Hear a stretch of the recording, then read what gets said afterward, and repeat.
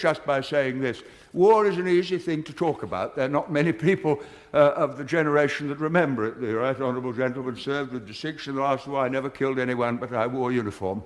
But I was in London in the Blitz in 1940, living in the Millbank Tower where I was born. Some different ideas have come in since. And every night I went down to the shelter in Thames House. Every morning I saw Dockland burning. 500 people were killed in Westminster one night by a landmine. It was terrifying.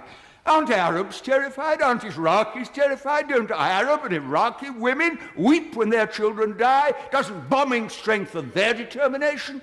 What fools we are to live in a generation for which war is a computer game for our children and just an interesting little Channel 4 news item.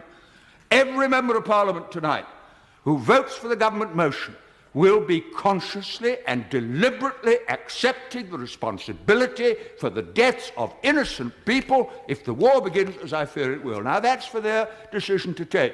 But this is a quite unique debate in my parliamentary experience where we're asked to share responsibility for a decision we won't really be taking, with consequences for people who have no part to play in the brutality of the regime which we are dealing with. And I finish with this. On October the 24th, 1945, and the former Prime Minister from Bexley Old Sidcup will remember it, the United Nations Charter was passed.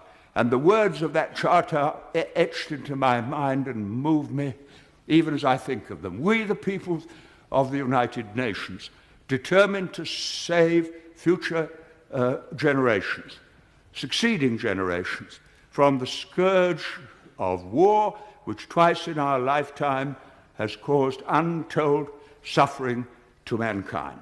That was the pledge of that generation to this generation, and it would be the greatest betrayal of all if we voted to abandon the Charter and take unilateral action and pretend we were doing it in the name of the international community. And I shall vote against the motion